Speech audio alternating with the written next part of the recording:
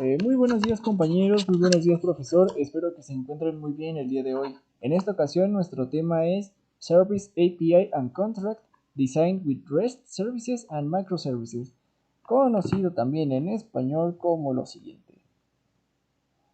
Es contrato y servicio API, diseño con transferencia de estado representacional, servicios y microservicios. Mi compañero les hablará un poco sobre el tema introductorio. Buenos días, maestro y compañeros.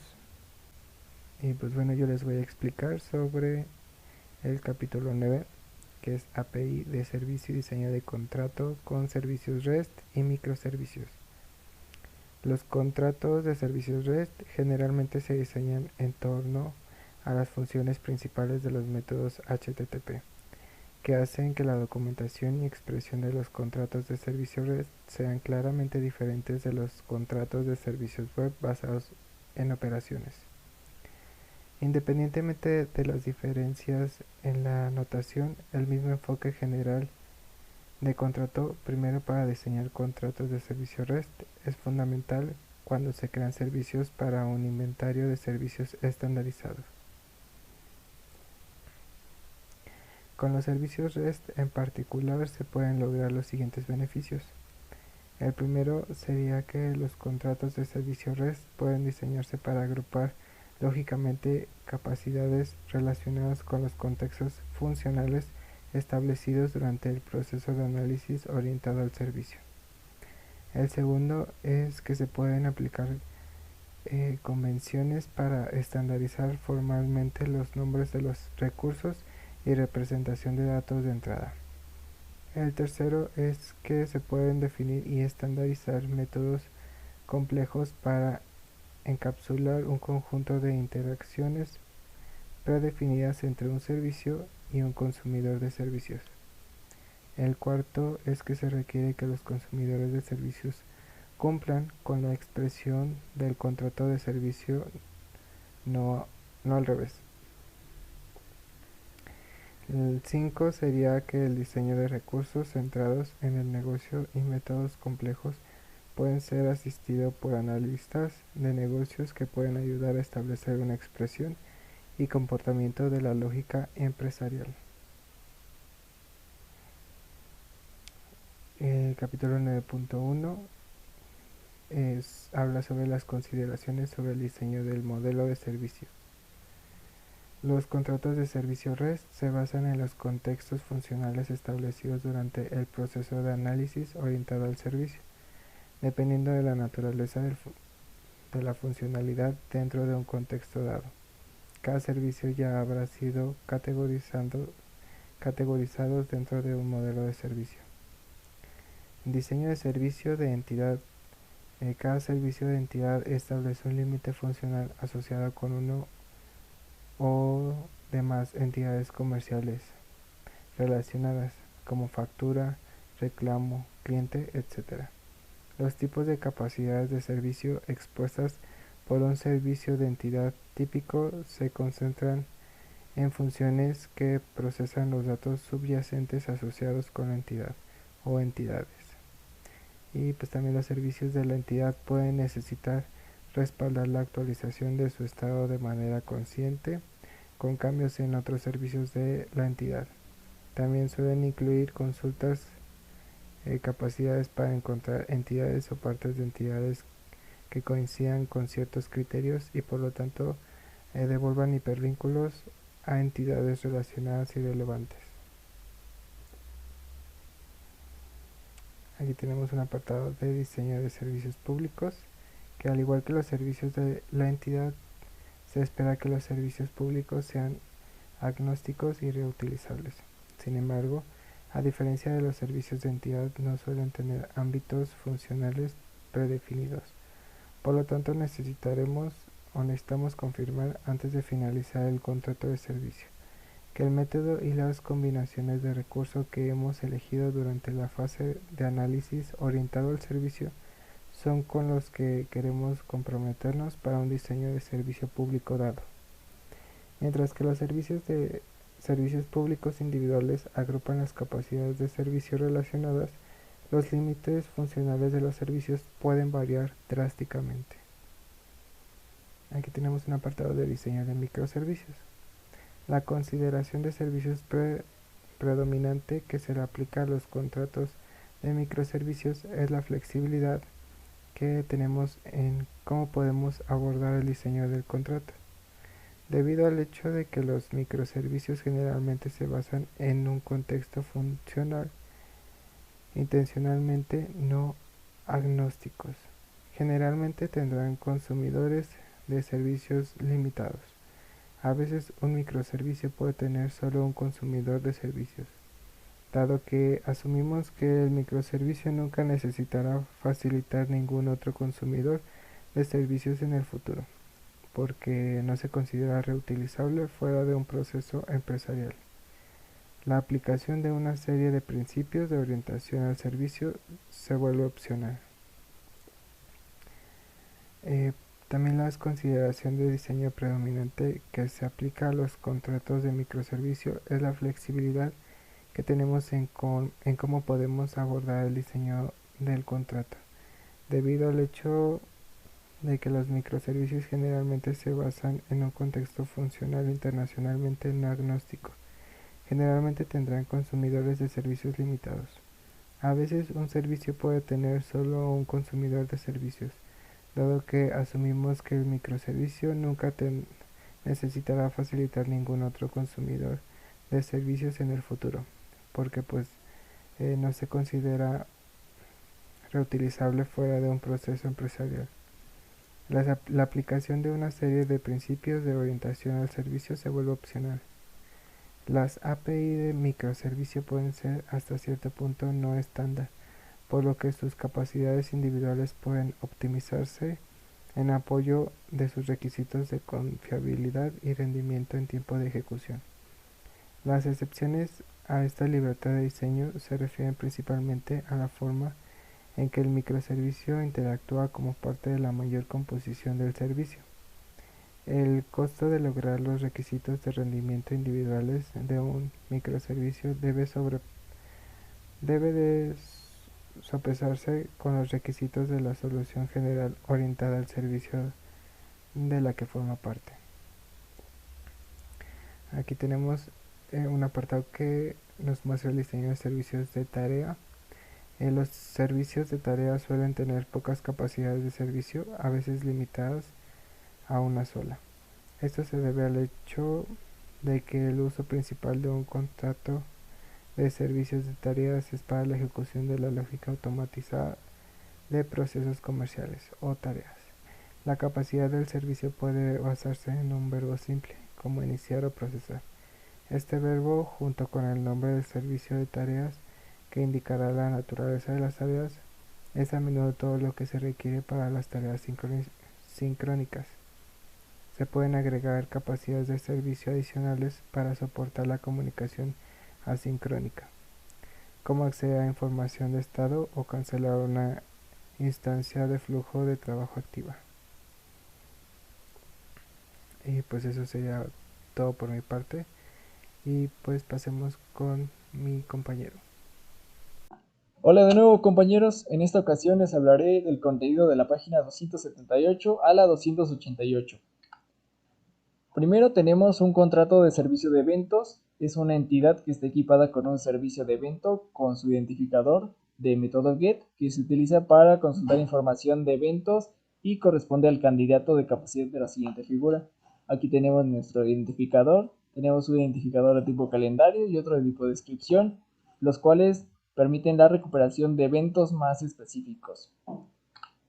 Aquí tenemos la adjudicación del contrato de servicios que proporciona la lógica y ejecuta el servicio de tareas, y esta tiene la decisión de definir la lógica dentro del servicio de la entidad, adjudicándola en base sobre la necesidad de producir de resultados legibles por humanos y también legibles por la máquina.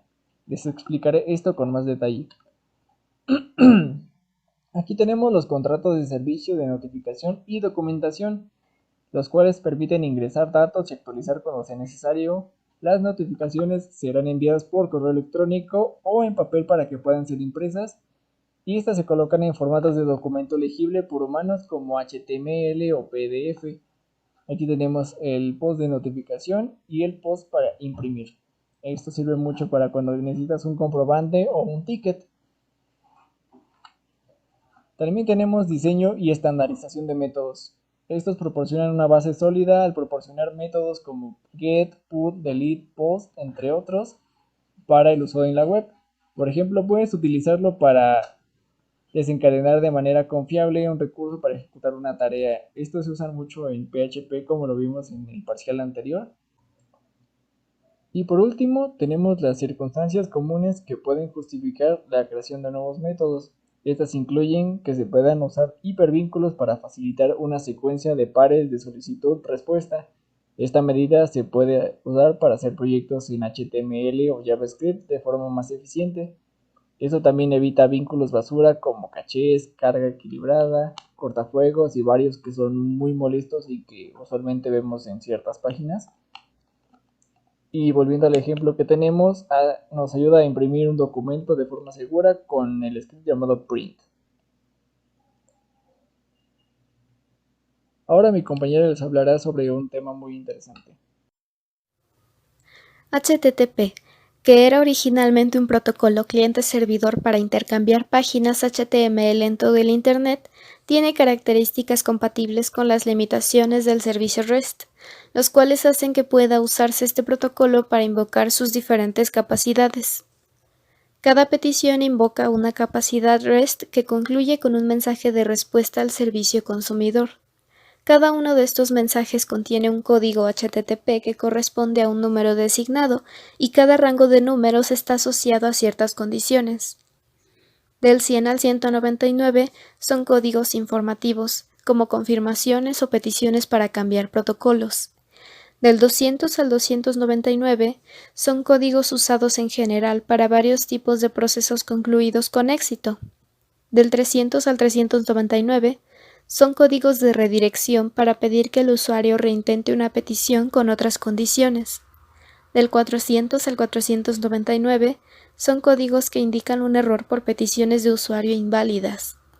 Y del 500 al 599 son códigos que indican un error en una petición por alguna razón interna del sistema.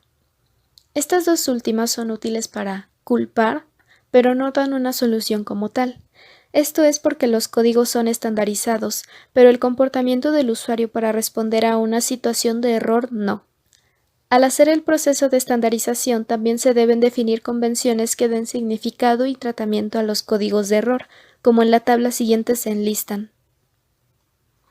Los códigos de respuesta de HTTP distinguen entre éxito y error. También brindan una indicación de cómo responder ante excepciones. Mirando de cerca la tercera columna, treatment, en español tratamiento, usa varios conceptos. Repeat, anima a que el usuario repita la petición como, por ejemplo, en el código 503, que corresponde a un servicio no disponible. Si el consumidor decide no repetir la petición, entonces se considera como fallido. Success, significa que la petición hecha no se debe repetir ya que fue exitosa. Failed, significa que no pudo tomarse en cuenta la petición hecha y no debe repetirse sin haberla cambiado. Si no se puede hacer una nueva petición, entonces el método se considerará fallido. Indeterminate significa que el usuario necesita modificar su petición de la manera indicada. No debe introducirse una petición igual y la respuesta final dependerá de la nueva petición hecha. Si no puede realizarse una nueva, el método se considera fallido. HTTP es un protocolo y no un conjunto fijo de procesamiento de mensajes. Entonces el servicio decidirá qué estatus de código devolverá para cada situación. Personalización de códigos de respuesta. Las especificaciones de HTTP permiten extensiones para códigos de respuesta. Esto es para actualizaciones donde incluyan más códigos para introducir, pero también pueden usarse para definir por el usuario. Es importante elegir números de código que no se arriesguen a chocar con nuevos si es que los hay. Por ejemplo, si se introduce uno del rango 200 al 299, se elegirían los últimos números. Estos códigos deben seguir con ciertas características para ser creados. Debe definirse a nivel del contrato uniforme, no al nivel contrato del servicio REST. Deben ser numerados en base al rango donde pertenecen. Por ejemplo, los números del rango 400 deben corresponder a códigos de fallos. Deben ser legibles para el usuario. Al mandar un mensaje de respuesta como petición incorrecta, no proporciona ninguna información adicional de qué sucedió. A veces se necesita asociar códigos específicos a respuestas específicas y no en general. Entonces algunos códigos no se utilizan porque el consumidor no usa esas características. Estas excepciones se estandarizan en el contexto de un tipo particular de interacción con el consumidor y se introducen junto con métodos y encabezados nuevos. Para crear y estandarizar códigos debe asegurarse de que cada código es apropiado y absolutamente necesario. El código es genérico y puede reutilizarse por los servicios.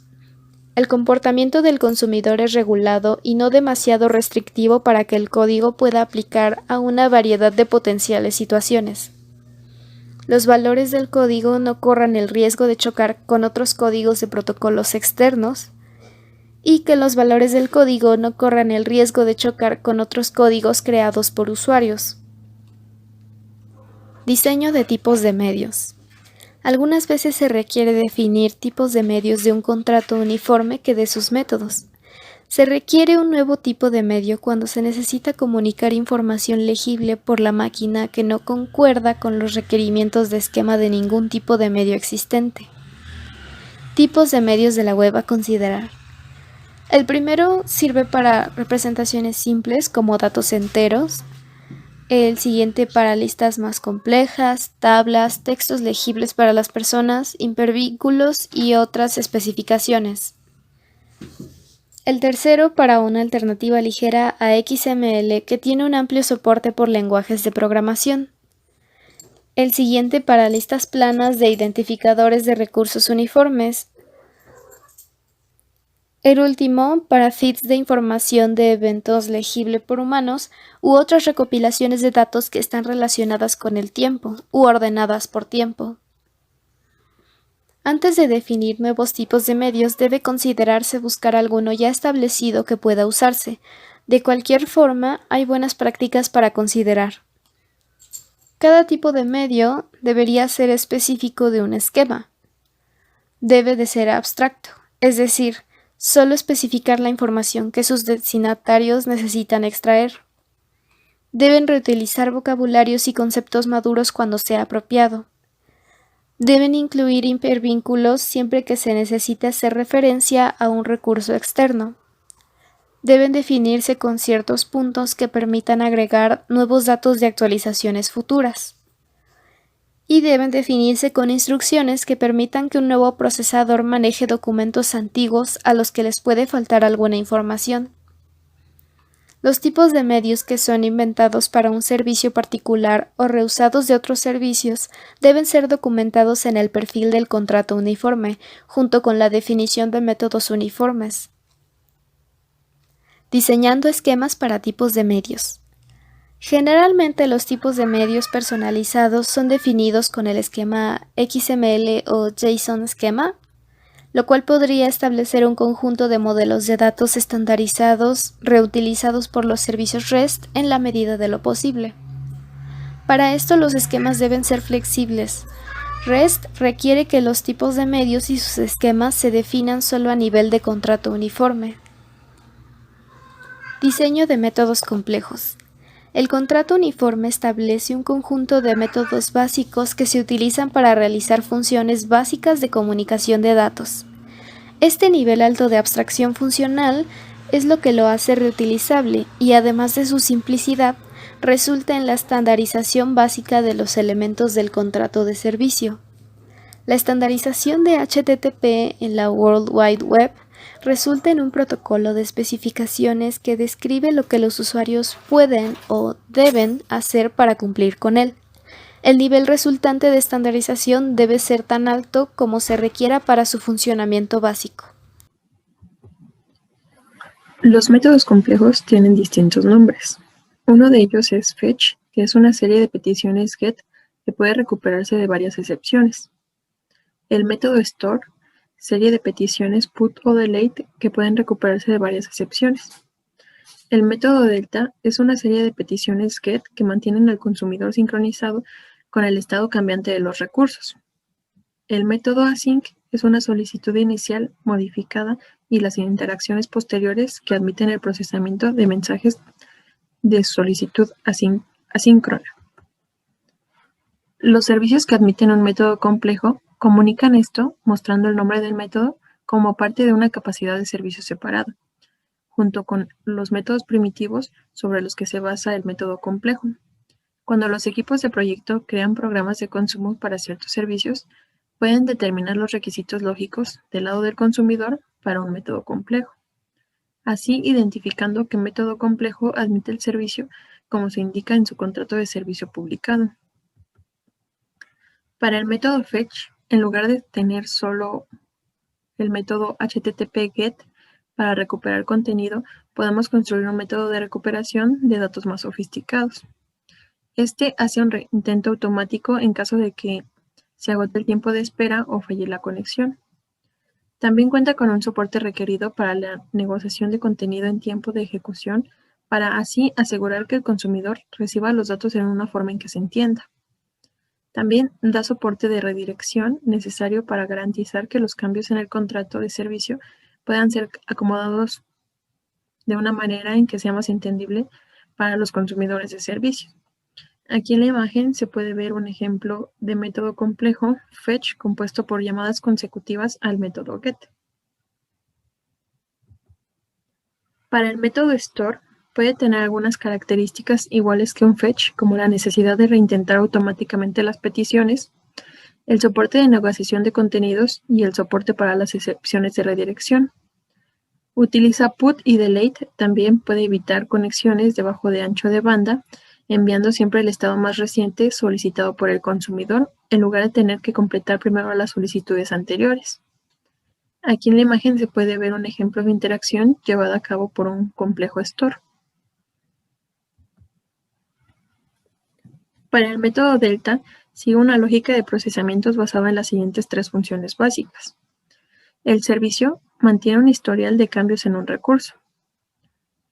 También el consumidor obtiene una URL que hace referencia a la publicación en el historial que representa la última vez que el consumidor consultó el estado de recurso. Y 3. La próxima vez que el consumidor consulte el estado de recurso, el servicio, utilizando la URL proporcionada por el consumidor, devuelve una lista de cambios que han ocurrido desde la última vez que el consumidor consultó el estado de recurso. Para el método async, este método complejo proporciona interacciones predefinidas para el intercambio exitoso y cancelado de mensajes asincrónicos. Es útil para cuando una solicitud determinada requiere más tiempo para ejecutarse de lo que permiten los tiempos de espera de la solicitud HTTP estándar. Hola, buenos días. Yo les voy a presentar acerca de la última parte del capítulo 9. Mi nombre es Karina Elizabeth Policarpo, en la cual voy a abarcar la página 311 a 317. Primero empezaré a redactar qué es el método trans, el cual proporciona esencialmente las interacciones necesarias para llevar a cabo una confirmación de dos fases entre un consumidor de servicios y uno de más servicios. Se puede garantizar los cambios relacionados dentro de la transacción que se proporciona correctamente gracias a los servicios y participaciones de sus servicios originales. Este tipo es necesario para la preparación.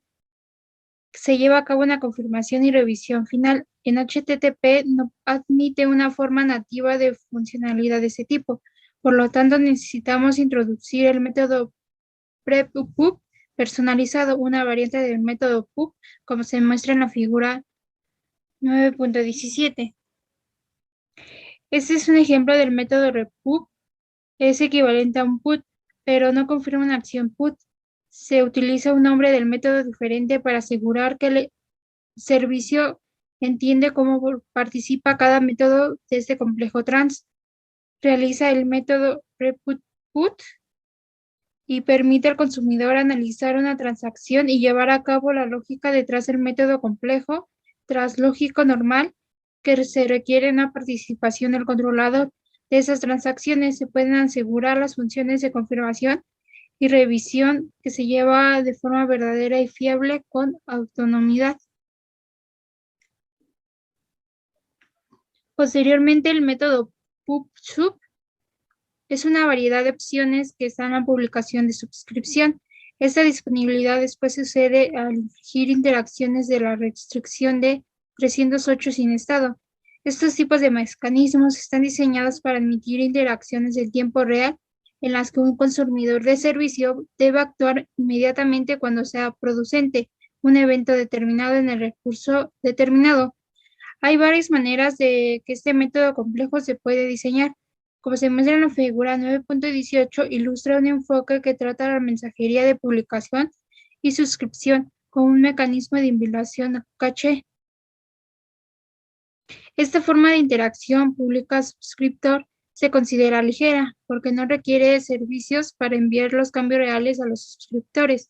En un lugar, les informa cada uno de los recursos cambiando la identificación de recursos y a continuación el método fetch que existe y almacena en el almacén mediante los consumidores del servicio de los recursos modificados. La cantidad del estado necesaria para administrar estas suscripciones está vinculada a un registro de tamaño fijo para cada uno de los consumidores de dicho servicio.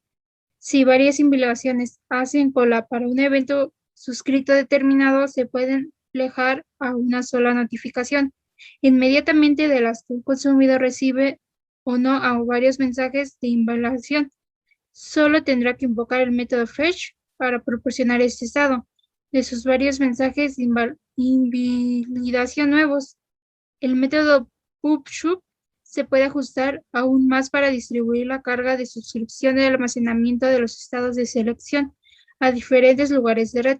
Esta técnica se puede ser particularmente eficaz de entornos basados en la nube que pueden ir proporcionando naturalmente a los almacenes distribuidos. Los patrones SOA.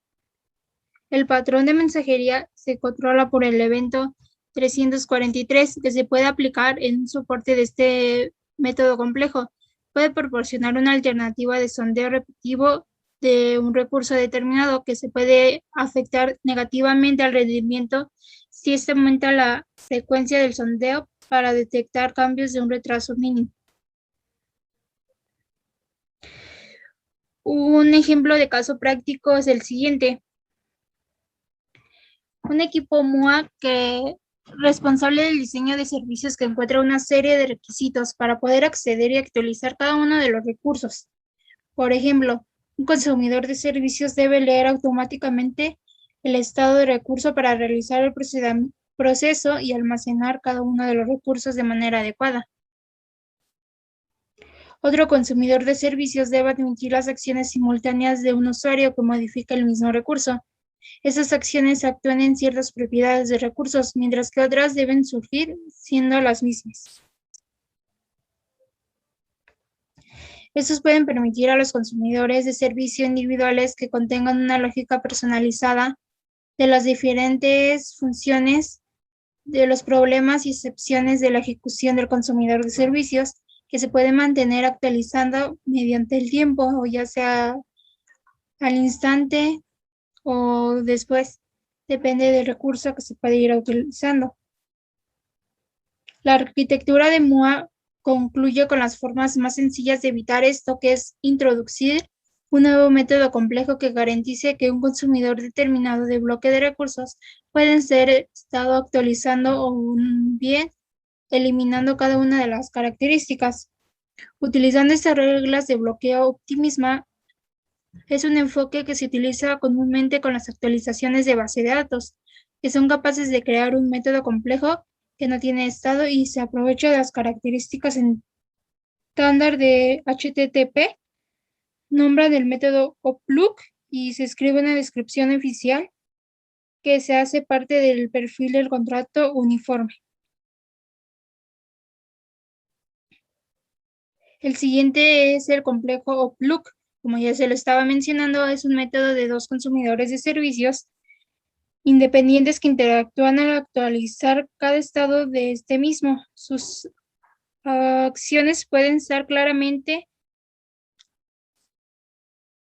en conflicto entre sí, ya que ese resultado dependiente del orden de solicitudes que llegan al servicio. El método POLUC, como la figura 9.19, que soluciona este tipo de problemas, proporcionando el medio de la cual el consumidor de servicios puede ir determinando un estado de recurso para que la última vez que falla o ha sido actualizado se debe al consumidor y puede interactuar una actualización directa con el analista. Específicamente, un consumidor primero recupera el estado actual asociado.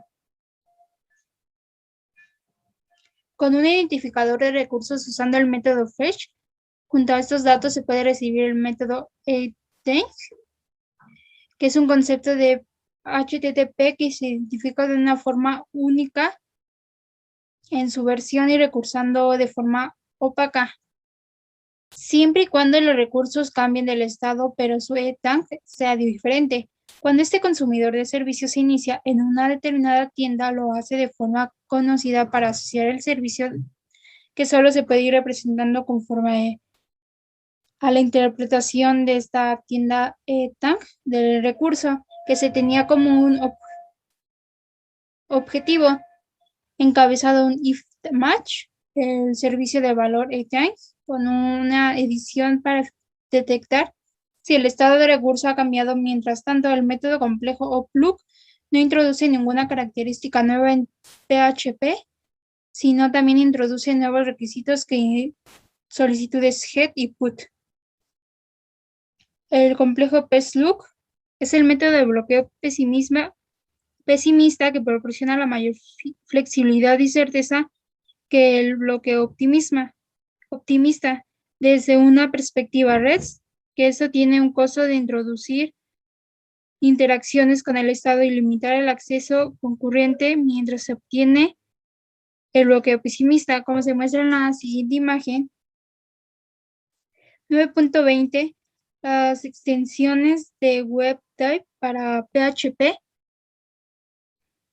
que proporciona primitivos bloqueos que se pueden usar mediante la arquitectura de los compromisos que infiere la restricción sin estado. 308, un consumidor de bloqueo de acceso de otros a un recurso, por lo que se debe de tener cuidado de la extensión políticas de control de acceso adecuadas.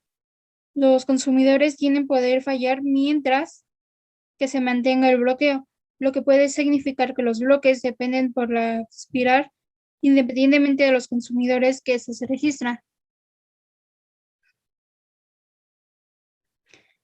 De esta forma, el consumidor de servicios podría bloquear el recurso durante el tiempo que sea necesario para leer el estado y definirlo y volverlo a escribirlo.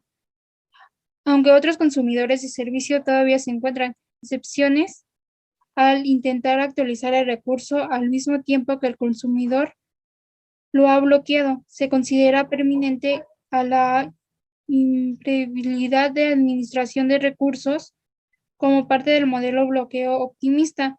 Una solución es adapta a los modelos arquitectónicos MOA, porque retienen el bloqueo de los recursos con la propia restricción 308 sin estado. Además, se podrán concluir o incluir al peligro de los bloqueos obsoletos. Afectará el rendimiento y la escalabilidad, a menos que tomen unas medidas adecuadas para poder garantizar a los consumidores y autorizados que puedan bloquear un recurso que se puede exponer a los ataques de delegación de servicios por parte de los consumidores malintencionados y que pueden bloquear a los demás consumidores. Después de más discusiones, se pueden llegar a un compromiso.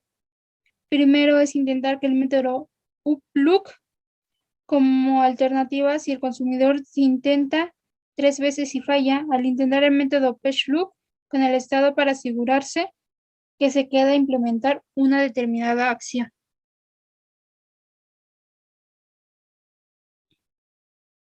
Gracias por su atención. Esto sería todo de nuestra parte del equipo 9. A continuación presentaremos el Kahoot y espero que sea de su agrado. Gracias.